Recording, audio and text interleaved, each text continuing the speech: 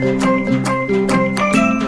students, welcome to my channel সহজ রসায়ন class 11, 12, NEET, জেই men's এবং অ্যাডভান্সের কেমিস্ট্রির সব কিছু আপডেট পেতে আমার চ্যানেলটিকে সাবস্ক্রাইব করো। পাশে থাকা বেল আইকনটিতে প্রেস করো। অনেক অনেক লাইক ও শেয়ার করো। অ্যাসিটনের সম্পর্কে আমরা জানব। অ্যাসিটন আমাদের এইচএসের সিলেবাসের মধ্যে অন্তর্ভুক্ত একটি কিটোন। প্রথমে আমরা যাব অ্যাসিটনের প্রিপারেশন, তারপর আমরা যাব অ্যাসিটনের রিয়াকশান সমূহতে আমরা ঢুকব। যে রিয়াকশানগুলোর কথা আমি আজকে আলোচনা করব সেগুলো কিন্তু খুবই পরিচিত তোমাদের কাছে। সমস্ত রিয়াকশানগুলো কিন্তু তোমরা একবার হলেও করেছো, তাও জাস্ট একবার রিকল করিয়ে দেওয়া। অ্যাসিটনের প্রিপারেশনের ক্ষেত্রে যেমন আমরা প্রথমে আসি 1 নম্বরে প্রস্তুতি। এর 1 নম্বরে আসছি আমরা ক্যালসিয়াম অ্যাসিটেটের শুষ্ক পাতন দ্বারা। ক্যালসিয়াম অ্যাসিটেটকে যদি শুকনো অবস্থায় নিয়ে আমরা যদি পাতিত করতে পারি, হিট করতে পারি, তাহলে কি হবে? ক্যালসিয়াম অ্যাসিটেট থেকে এক অণু ক্যালসিয়াম কার্বনেট বেরিয়ে যাবে, CaCO3। Calcium acetate CH3 COO Ca calcium acetate. একে আমরা কি করছি? শুষ্ক পাতন করছি। শুষ্ক পাতন অ্যান্ড হিট। যখন শুষ্ক পাতন করে হিট করছি আমরা প্রোডাক্ট কিন্তু মেনলি কিন্তু পাচ্ছি অ্যাসিটোন CH3CO CH3। রিয়াকশানটা একটু যদি আমরা এলাবোরেটলি যদি ভাবি অথবা দিয়ে যদি রিয়াকশানটাকে এইভাবে ভাবা যায়, calcium acetate CH3 C double bond ও Ca ও C ডাবল বন্ড CH3। এই ক্যালসিয়াম অ্যাসিটেটকে আমরা কি করেছি? শুকনো অবস্থায় নিয়ে হিট করেছি, বা আমরা কি করছি? শুষ্ক পাতন করছি। এক্ষেত্রে আমাদের টার্গেট কি?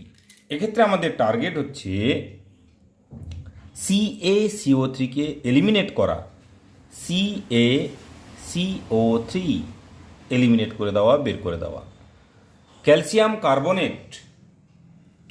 কার্বনেটকে যদি আমরা এলিমিনেট করতে পারি তাহলে আমাদের কাছে কিন্তু বাদবাকি কিন্তু কম্পাউন্ডটা কিন্তু প্রমিনেন্ট। দেখো CH3CO CH3। তাহলে আমরা দুটো প্রোডাক্ট পাচ্ছি। কি কি? মেন প্রোডাক্ট হিসেবে আমরা পাচ্ছি CH3CO CH3, CH3CO CH3 acetone. তার সাথে আমরা সাইড প্রোডাক্ট হিসেবে কাকে পাচ্ছি? CaCO3। CH3CO CH3 এর নাম কি? এর নাম হচ্ছে অ্যাসিটোন। তাহলে দেখো আমরা ক্যালসিয়াম অ্যাসিটেটকে যখনই আমরা হিট করছি, ক্যালসিয়াম অ্যাসিটেটকে হিট করার ফলে আমরা কিন্তু মেন প্রোডাক্ট হিসেবে কাকে পেয়ে গেলাম? আমরা অ্যাসিটোন পেয়ে গেলাম। তো 1 নম্বর আইটেম নিশ্চয়ই সবাই বুঝতে পেরেছ। নাম্বার 2 প্রিপারেশনের ক্ষেত্রে আমরা যাচ্ছি। বলছে আইসোপ্রোপাইল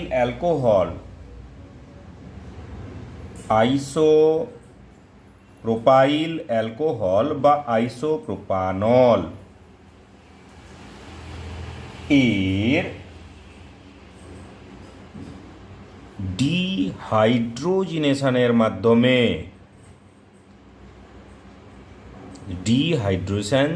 ডিহাইড্রোজিনেশন বিক্রিয়ার দ্বারা আইসোপ্রোপাইল অ্যালকোহলের যদি আমরা ডিহাইড্রোজেনেশন বিক্রিয়া ঘটাই তাহলে কিন্তু আমরা অ্যাসিটোনকে প্রোডাক্ট হিসেবে পেতে পারি। আইসোপ্রোপাইল অ্যালকোহল কি? CH3 CHOH CH3। এই কম্পাউন্ডের নাম কি? এই কম্পাউন্ডের নাম হচ্ছে আইসোপ্রোপাইল অ্যালকোহল। আইসোপ্রোপাইল অ্যালকোহল এটি এর কিন্তু ডাক নাম।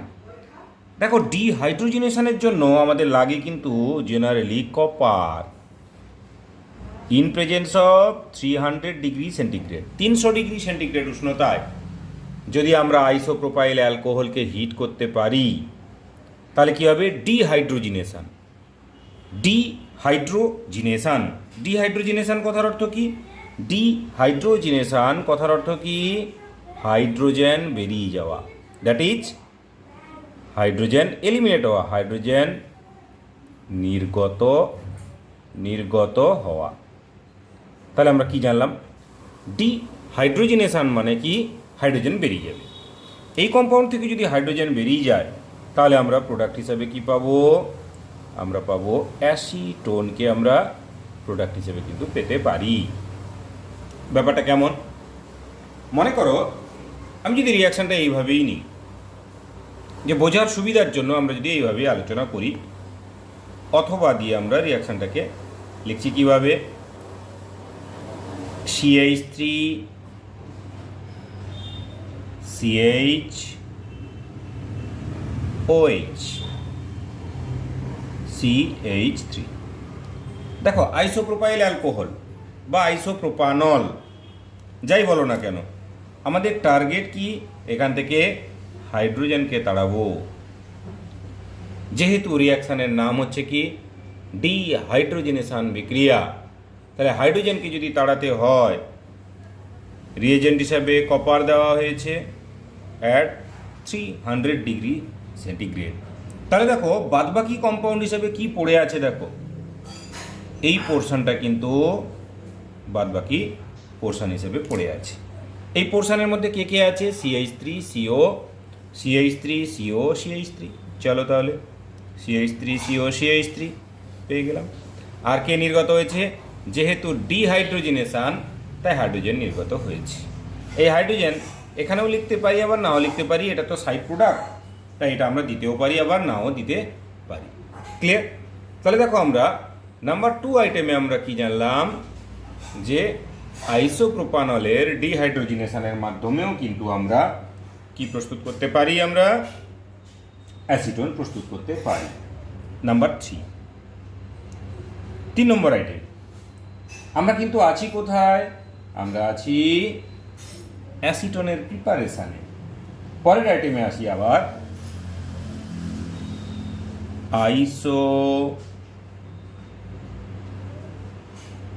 আইসোপ্রোপাইল অ্যালকোহলের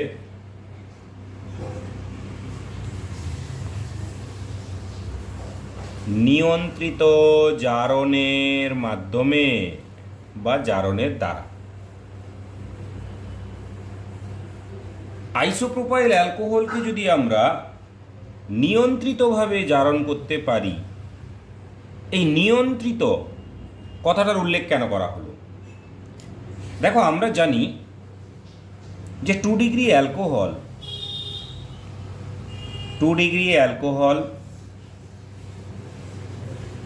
কিটোন, কার্বক্সিলিক অ্যাসিড, এদের মধ্যে কিন্তু একটি অদ্ভুত মিল আছে।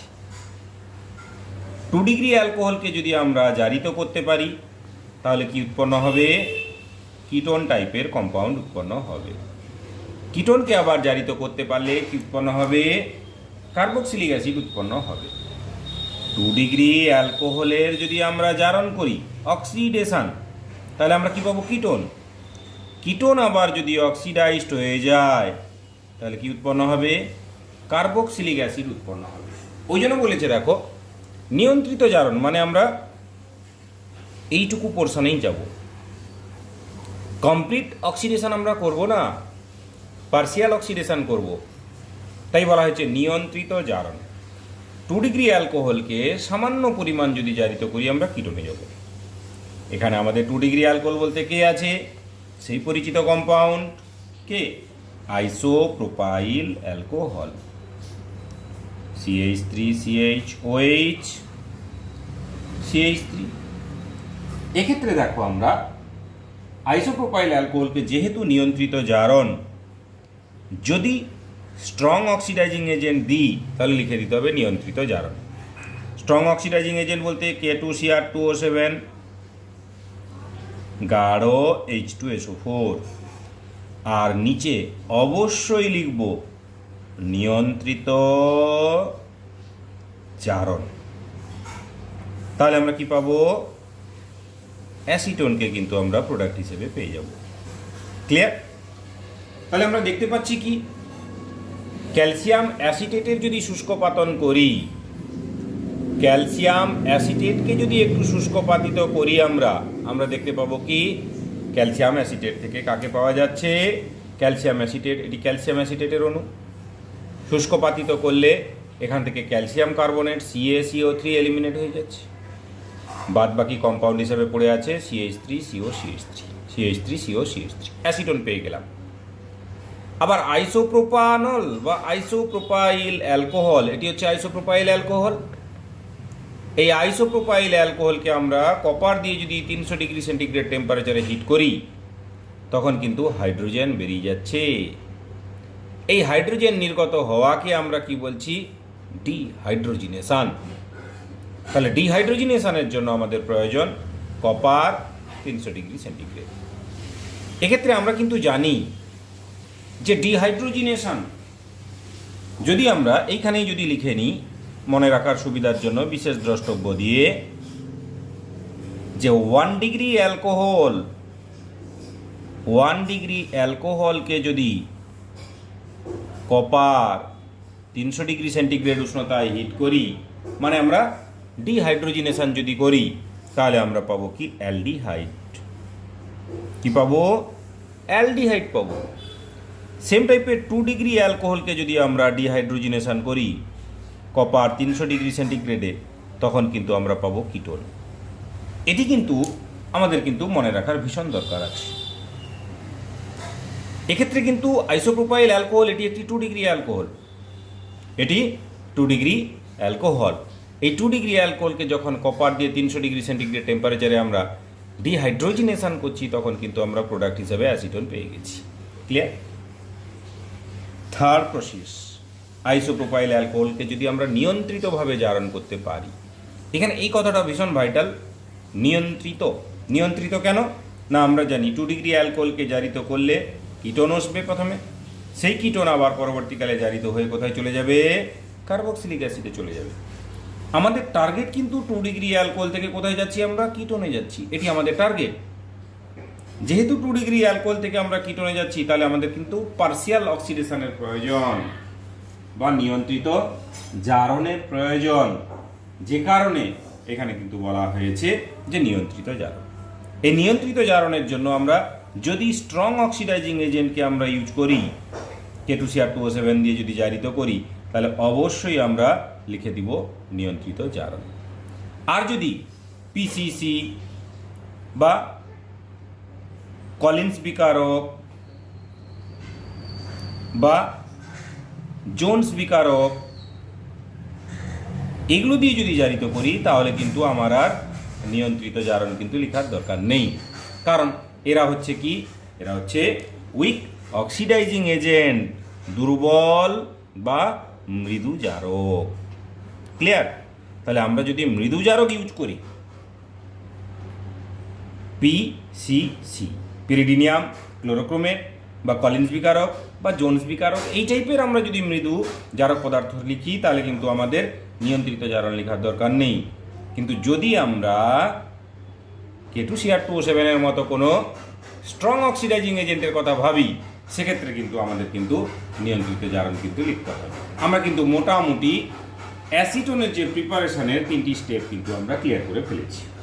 এবার দেখো, ওয়াকার পদ্ধতির সাহায্যেও কিন্তু আমরা অ্যাসিটন প্রস্তুত করতে পারি।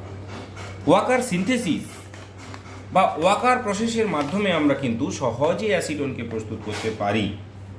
কিভাবে প্রস্তুত করতে পারি সেটা আমরা একটু লক্ষ্য রাখি। দেখো, নাম্বার 4 আইটেম এখানে বলা হয়েছে ওয়াকার পদ্ধতির সাহায্যে। ওয়াকার পদ্ধতির সাহায্যে বা ওয়াকার পদ্ধতির দ্বারা অ্যাসিটন আমরা প্রস্তুত করতে চাই। দেখো, এখানে ভীষণ ইম্পর্টেন্ট একটি আইটেম যেটি মনে রাখতে হবে, যে যদি আমরা ইথিলিন নিই, রিঅ্যাক্ট্যান্ট হিসাবে যদি আমরা ইথিলিন নিই, সেই ইথিলিনকে যদি আমরা বায়ু বা অক্সিজেন লিখতে পারি, জল, PdCl2, CuCl2 সহযোগে যদি জারিত করি, তাহলে কিন্তু উৎপন্ন হয় CH3CHO, যার নাম হচ্ছে কি অ্যাসিটালডিহাইড। অ্যাসিটালডিহাইড। কিন্তু এখানে মনে রাখার যে বিষয় সেটি হলো যে ইথিলিন ছাড়া অপর অ্যালকিন ওয়াকার পদ্ধতির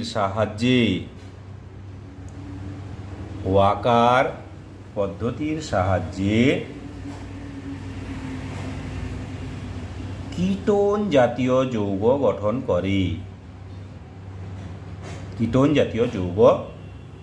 গঠন করে। বলছে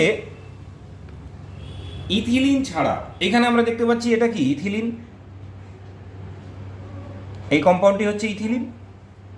ইথিলিনকে যখন ওয়াকার সিনথেসিসে আমরা অংশগ্রহণ করাচ্ছি, তখন কিন্তু আমরা ফাইনাল প্রোডাক্ট হিসেবে কি পেয়ে যাচ্ছি, অ্যাসিটালডিহাইড। অথচ আমরা ইথিলিন ছাড়া যদি অন্য কোনো একটি অ্যালকিন, যেমন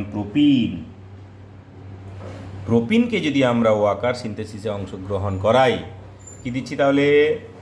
same reagent, oxygen, H2O, PdCl2, CuCl2, product পাবো আমরা অ্যাসিটোল। প্রোডাক্ট আমরা পেয়ে গেলাম অ্যাসিটোল। এক্ষেত্রে আমরা কিন্তু রিঅ্যাক্ট্যান্ট হিসাবে নিচ্ছি, কাকে নিয়েছি? প্রোপিন। সেম রিএজেন্ট দিয়েছি, প্রোডাক্ট পেয়ে গেলাম আমরা কিন্তু অ্যাসিটোল। এটি কিন্তু ভালো করে মাথায় রাখতে হবে যে ওয়াকার সিনথেসিসের ক্ষেত্রে বা ওয়াকার পদ্ধতির সাহায্যে যখনই কিন্তু আমরা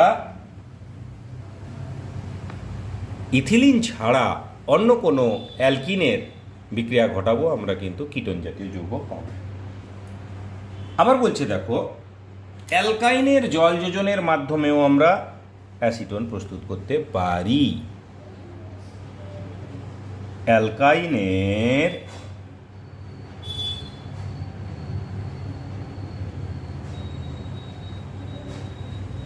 জল যোজনের সাহায্যে অ্যালকাইন ঘটিত যৌগকে যদি আমরা জল যোজন ঘটাই, সেক্ষেত্রেও কিন্তু আমরা কি পেতে পারি? কিটোন জাতীয় যৌগ পেতে পারি।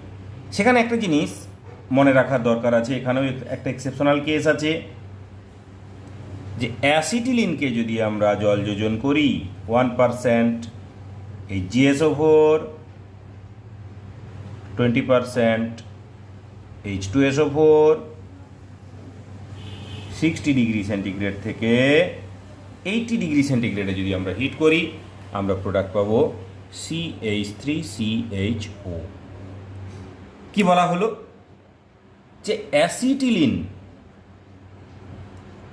অ্যাসিটিলিনের যদি আমরা জল যোজন করি, তাহলে আমরা প্রোডাক্ট পাবো অ্যাসিটালডিহাইড।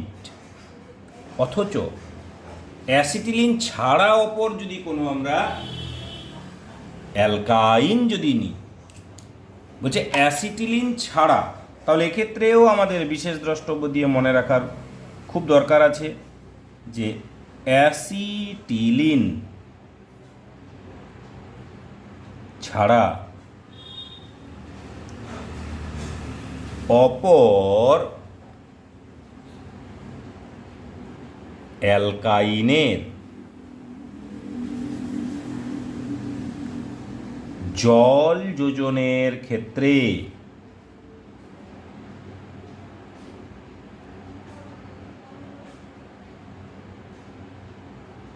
কিটোন জাতীয় যৌগ উৎপন্ন হয়। কিটোন জাতীয় যৌগ উৎপন্ন হয়। অ্যাসিটিলিন ছাড়া অপর কোনো অ্যালকাইন, সাপোজ আগের অ্যালকাইনের কথাই ভাবি, অ্যাসিটিলিনের মতোই CH3C+CH প্রোপাইন। প্রোপাইনকে যদি আমরা নিয়ে নিই রিঅ্যাক্ট্যান্ট হিসাবে, প্রোপাইন, একে আমরা কি দিচ্ছি, same reagent, 1% HgSO4, 20% H2SO4, 60 degree centigrade থেকে 80 ডিগ্রি সেন্টিগ্রেড। প্রোডাক্ট কী হবে? দেখো, অ্যালকাইনের ক্ষেত্রে আমরা খুব সহজে প্রোডাক্টটা কিন্তু মনে রাখতে পারি। কিভাবে মনে রাখবো? ছোট্ট একটি হিসাব যদি আমরা মনে রাখি যে অ্যালকাইনের ক্ষেত্রে এখানে যে জল যোজন করছি C+CH এর জায়গায় কি উৎপন্ন হবে? COCH3 উৎপন্ন হবে। এইটুকু ফ্যাক্ট যদি আমরা মনে রাখি, কোন ফ্যাক্টটা মনে রাখছি? যেখানে C+CH আছে সেখানে কে উৎপন্ন হবে? COCH3। তাহলে দেখো এখানে C+CH, এইখানে এই C+CH এর জায়গায় COCH3, বাদ বাকিটা সেম পড়ে থাকবে। অর্থাৎ প্রোডাক্ট কি পাচ্ছি? CH3, অ্যারো পোর্শনে আমরা C+CH পেয়েছি, এখানে আমরা প্রোডাক্ট হিসেবে কি পাবো? COCH3। ক্লিয়ার? আমরা যদি এই ধরনের কোনো কম্পাউন্ডকে আমরা নিই, দেখো C+CH, এই C+CH এর জায়গায় আমরা কি লিখতে পারি? COCH3। ট্রিটমেন্ট করছি সেম রিএজেন্ট দিয়ে, 1% HgSO4, 20% H2SO4, 60 ডিগ্রি সেন্টিগ্রেড থেকে আমরা 80 ডিগ্রি সেন্টিগ্রেডে যদি দিই, তাহলে দেখো আমার টার্গেট কি? C+CH এর জায়গায় আমরা কি পাবো?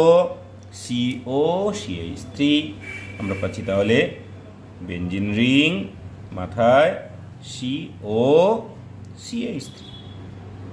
এই কম্পাউন্ডটির নাম জানার প্রয়োজন আছে। এটির নাম হচ্ছে অ্যাসিটোফেনন। অ্যাসিটোফেনন। দেখো এখানে অথবা দিয়ে এই জল যোজন বিক্রিয়াটিকে আমরা কিন্তু একটু আলাদাভাবে ডিসকাস করতে চাই। এই রিয়াকশানগুলোকে কিভাবে দিয়ে দিতে পারে? অ্যাসিটিলিন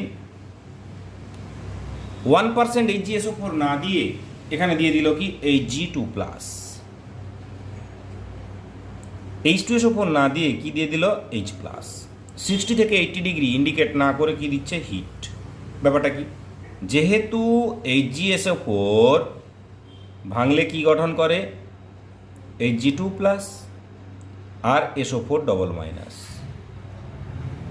এই HgSO4 এর Hg2+টাকেই তুলে নেওয়া হয়েছে।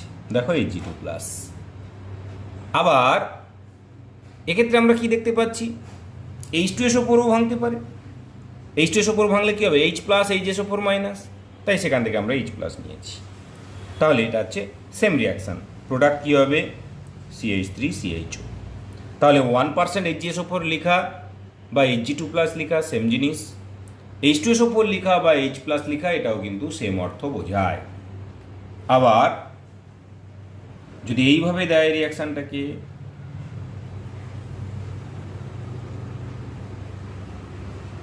Hg2+,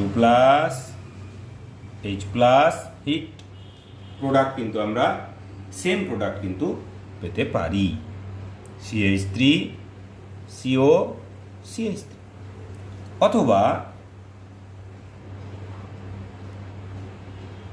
C triple bond CH Hg2 plus H plus heat, product হিসাবে আমরা পাবো অ্যাসিটোফেনন। কি পাচ্ছি প্রোডাক্ট হিসাবে? অ্যাসিটোফেনন। এই তিনটি রিয়াকশান কিন্তু আগের রিয়াকশানের মতোই, একদম সেম রিয়াকশান। আশা করি ব্যাপারটা আমাদের কাছে ক্লিয়ার হয়ে গেছে। আমরা তাহলে আছি অ্যাসিটোনের প্রিপারেশানের মধ্যে, আমরা পরবর্তী প্রিপারেশানে যেতে চাইছি। নেক্সট আইটেমে দেখো নাম্বার 6, এটি কিন্তু ভীষণ ইম্পর্ট্যান্ট একটি আইটেম আমাদের কাছে, কারণ আমরা কিন্তু কিউমিন থেকে ফেনল প্রস্তুত করেছিলাম। সেই ফেনল প্রস্তুতির সময় সাইড প্রোডাক্ট হিসেবে আমরা কিন্তু অ্যাসিটোনকে পেয়েছিলাম, তাই এখানে বলা হলো কিউমিন থেকে অ্যাসিটোন প্রস্তুতি। কিউমিন, যার আরেকটি নাম আছে আইসোপ্রোপাইল বেঞ্জিন। আমরা কিন্তু অ্যালকোহল ফেনল ইথার চ্যাপ্টারটি যখন হয় তখন কিন্তু এটা নিয়ে আমরা আলোচনা করেছি বেশি করে। কিউমিনের স্ট্রাকচার হচ্ছে এইরকম, বা isopropyl benzene CH CH3 CH3। এই গ্রুপটি হচ্ছে আইসোপ্রোপাইল গ্রুপ, এই গ্রুপটি হচ্ছে আইসোপ্রোপাইল গ্রুপ, আইসোপ্রোপাইল গ্রুপ। আর এই গ্রুপটি কোথা থেকে এসছে? বেঞ্জিন। তাহলে দুটোকে যদি একসাথে লিখি কি দাঁড়ালো? আইসোপ্রোপাইল বেঞ্জিন, বা একে আমরা বলতে পারি কিউমিন। আইসোপ্রোপাইল বেঞ্জিন, বা একে আমরা কি বলছি? কিউমিন। দেখো, কিউমিন থেকে আমরা কিন্তু খুব সহজে অ্যাসিটোন প্রস্তুতি করতে পারি। চলো তাহলে লিখি কিউমিন। এই কিউমিনকে আমরা প্রথমে কি দিব? অক্সিজেন দিব, O2 দিয়ে আমরা যদি জারিত করি তাহলে কিন্তু কিউমিন জারিত হয়ে যাবে। কিউমিন জারিত হয়ে, এই যে দেখো কার্বন আর হাইড্রোজেনের মধ্যে একটা সিঙ্গেল বন্ড আছে, তার জায়গায় হাইড্রোপারক্সাইড কম্পাউন্ড আমরা পাচ্ছি। এইভাবে কার্বনের সাথে দুটো CH3 গ্রুপ যেমনটি ছিল তেমনটি আছে, শুধু কার্বন হাইড্রোজেনের মাঝখানে দুটো অক্সিজেন ঢুকেছে, এর নাম হচ্ছে কিউমিন। হাইড্রোপারক্সাইড। তাহলে দেখো, কিউমিনকে যখন আমরা জারিত করব তখন কিন্তু আমরা প্রোডাক্ট হিসেবে পাচ্ছি প্রথমে কিউমিন হাইড্রোপারক্সাইড। উৎপন্ন কিউমিন হাইড্রোপারক্সাইডকে, যে কিউমিন হাইড্রোপারক্সাইড পেলাম তাকে যদি আমরা আম্লিক মাধ্যমে আর্দ্র বিশ্লেষিত করি তখন কিন্তু আমরা পাচ্ছি, দেখো কিউমিন হাইড্রোপারক্সাইড থেকে এই গ্রুপটা কেটে যাবে, CH3CO CH3। কি পাচ্ছি তাহলে আমরা? CH3CO CH3 মানে অ্যাসিটোন, CH3CO CH3। আর কি পড়ে আছে বাদবাকি পোর্শন? বাদবাকি পোর্শন হিসাবে দেখো এই পোর্শনটা পড়ে আছে, ফেনল পড়ে আছে বাদবাকি প্রোডাক্ট হিসাবে। তাহলে আমরা কিন্তু কিউমিন থেকেও কিন্তু অ্যাসিটোনকে প্রিপেয়ার করতে পারি। আবার দেখো, ওজোনোলিসিস বিক্রিয়ার মাধ্যমেও কিন্তু প্রস্তুত করা যায়। ওজোনোলিসিস বিক্রিয়ার মাধ্যমে, ওজোনোলিসিস রিঅ্যাকশনের মাধ্যমে আমরাও কিন্তু কি করতে পারি? অ্যাসিটোনকে প্রস্তুত করতে পারি। সাপোজ একটি কম্পাউন্ড নেওয়া হয়েছে, এই রকমের একটি কম্পাউন্ড নিলাম, এই কম্পাউন্ড। এর আইপিসি নামকরণ যদি করা যায় তাহলে আমরা কি পাবো? খুবই সহজ, 1 2 3 4। তাহলে আমরা কি পাচ্ছি দেখো, 2,3 ডাইমিথাইল বিউট 2ইন। দেখো 2 আছে মিথাইল গ্রুপ, 3 মিথাইল গ্রুপ আছে, তাহলে 2,3 ডাই মিথাইল হয়ে গেল। টোটাল 4টি কার্বন আছে, 2 নম্বরে ইন, তাই আমরা লিখছি বিউট 2 ইন বা 2 বিউটিন, যে যেটা খুশি লিখতে পারো, 2,3 ডাইমিথাইল 2 বিউটিন বা বিউট 2 ইন। যাই হোক, একে আমরা কি করেছি? ওজোনোলিসিস বিক্রিয়ায় অংশগ্রহণ করেছি। ওজোনোলিসিস বিক্রিয়ায় অংশগ্রহণ করালে প্রথমে কি হবে? ওজোনাইট টাইপের যৌগ উৎপন্ন হবে, ওজোন যুক্ত হবে, O3। দেখো O3 এর অ্যাকচুয়াল স্ট্রাকচার হচ্ছে এইরকম, এইভাবে ওজনের গঠন। 3টি অক্সিজেন পরমাণু একটি সেন্ট্রাল পরমাণু হিসেবে ট্রিট করা হচ্ছে, তার সাথে একটি অক্সিজেন পরমাণু ডাবল বন্ডের মাধ্যমে লিঙ্ক হয়ে আছে, আর একটি অক্সিজেন পরমাণু কোঅর্ডিনেট বন্ড বা অসমযোজী বন্ধনের মাধ্যমে যুক্ত হয়ে আছে। যাই হোক, এই যে গঠনটা আমরা পাচ্ছি, এই গঠনটা গিয়ে বা এই O3 গিয়ে কোথায় যুক্ত হবে? ডাবল বন্ডের মধ্যে যুক্ত হবে। তাহলে ডাবল বন্ডের মধ্যে যদি যুক্ত হয়, ব্যাপারটা কেমন দাঁড়ালো? CO